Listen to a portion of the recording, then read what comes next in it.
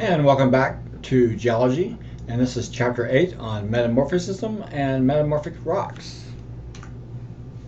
So, we've talked already about igneous rocks and sedimentary rocks. The third type of rock is a metamorphic rock, which can be either from an igneous or a sedimentary rock, and something has happened over the course of time to change it physically and chemically into something different. And those two processes are a lot of heat and a lot of pressure. So this is the transition of one rock into another by temperatures and or pressures unlike those in which it formed. Metamorphic rocks are produced from igneous and sedimentary rocks and other metamorphic rocks. Metamorphism progresses incrementally from a low grade to a high grade. During the metamorphism, the rock must remain essentially solid. And so the way this happens is either by contact or what we call thermal metamorphism, driven by a rise in temperature within the host rock. You can have a hydrothermal metamorphism. This is a chemical alteration from hot, ion-rich water. On a larger scale, you can have regional metamorphism. This occurs when you're mountain building, when you produce the greatest volume of metamorphic rock during this process. Rocks usually display zones of contact and or hydrothermal metamorphism during this process. So the agents of this process include heat. It's the most important agent, and recrystallization results in new stable minerals. Two of the sources of heat can be the contact, which is heat from magma, or a geothermal gradient, an increase in temperature with depth. As we go deeper into the earth, the temperature goes up a certain amount. And then we have pressure and differential stress. This is increasing with depth. It gets higher and higher pressures.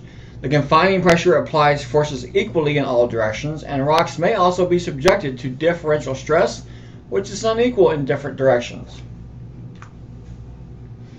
So here we have rocks undergoing pressure inside the earth, and the deeper down you go, the more the pressure is. We can have chemically active fluids. This is mainly water. It enhances the migration of ions and aids in the recrystallization of existing minerals. The sources of the fluids can include pore spaces of sedimentary rocks, fractures in igneous rocks, and hydrated minerals such as clays and micas. The parent rock is of great importance in this, whether it be igneous or sedimentary or another metamorphic rock. Most metamorphic rocks have the same overall chemical composition as the original parent rock. And to a large extent, mineral makeup determines the degree to which each metamorphic agent will cause change. And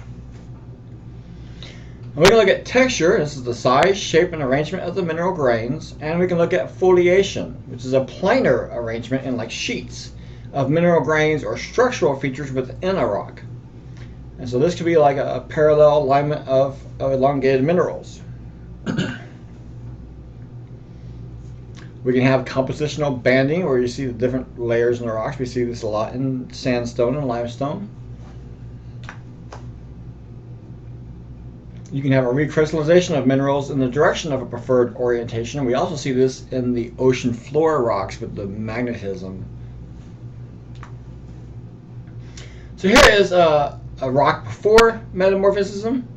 The crystals are just randomly strewn out, and then it goes under a lot of heat and pressure, and the ions align up in a certain direction due to the force of pressure and heat and the magnetism involved in this.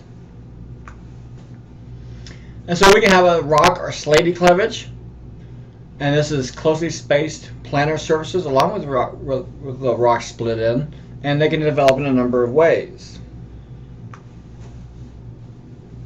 So here's this. It's kind of like in sheets, and cleavage in rock terms is basically how the rock can split up. Whether there's a grain, a sheet, a flake.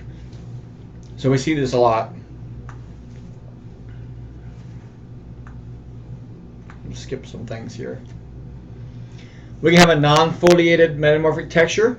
This can develop in environments where deformation is minimal, not so much heat and pressure. Typically composed of minerals that exhibit equidimensional crystals.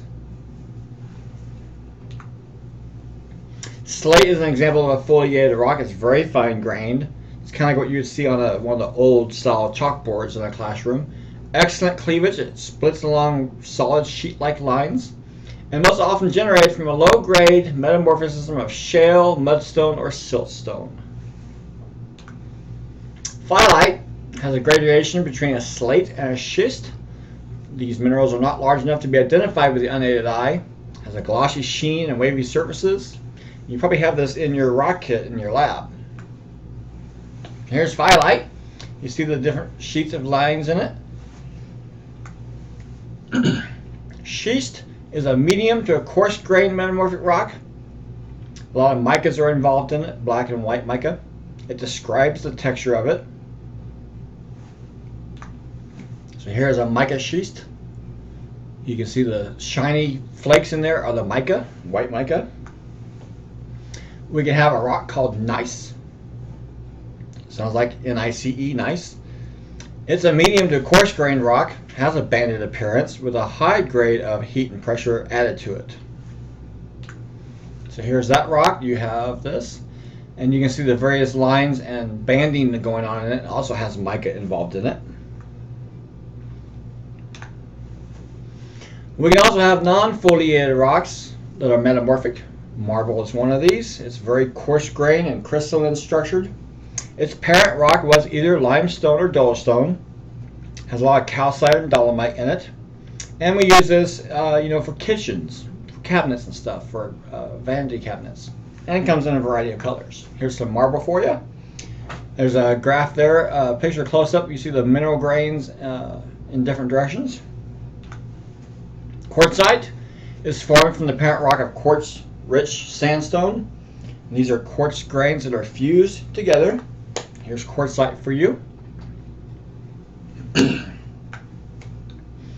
Let's look at contact or thermal metamorphism. This is a result from a rise in temperature when magma invades a host rock.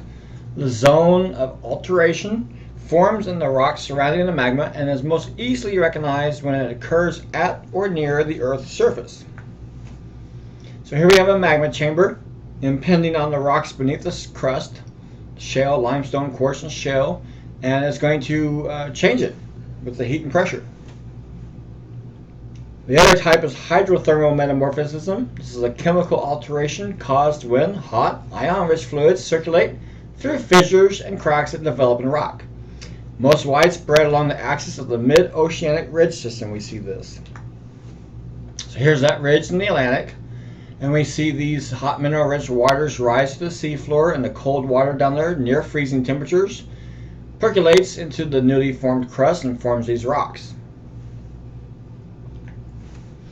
On a larger scale, we can have regional metamorphism. This is where we produce the greatest quantity of metamorphic rock, and it's associated with building mountains.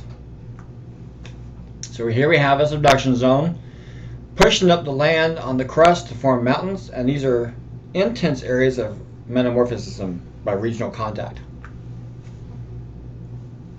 We can have metamorphism along fault lines. These occur at depth and high temperatures.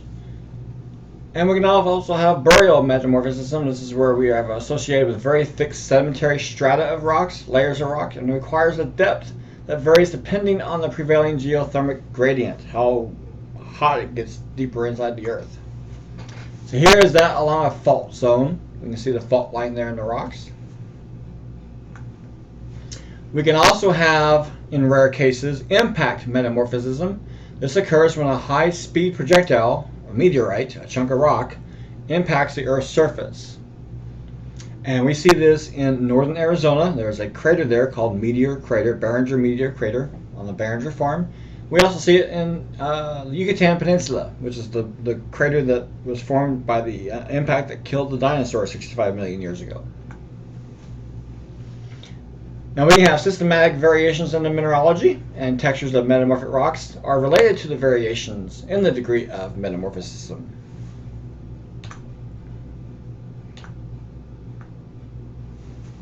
Most of the metamorphism we see occurs along convergent plate boundaries. These are compressional stresses that deform the edges of the plate, and the formation of Earth's major mountain belts, including the Alps, the Himalayas, and the Appalachians, are caused by this. Large-scale metamorphism also occurs along subduction zones at those convergent boundaries. And several of those environments exist here, and it's an important site for magma generation. The mountainous terrains along subduction zones exhibit distinct linear belts of metamorphic rocks, where there's a lot of high pressure, low temperature zones near the trench and further inland. So here we see a plate tectonic boundary, the metamorphic rocks coming to the surface. And that's the end of Chapter 8. I look forward to seeing your discussions online and email me with any questions. Thanks.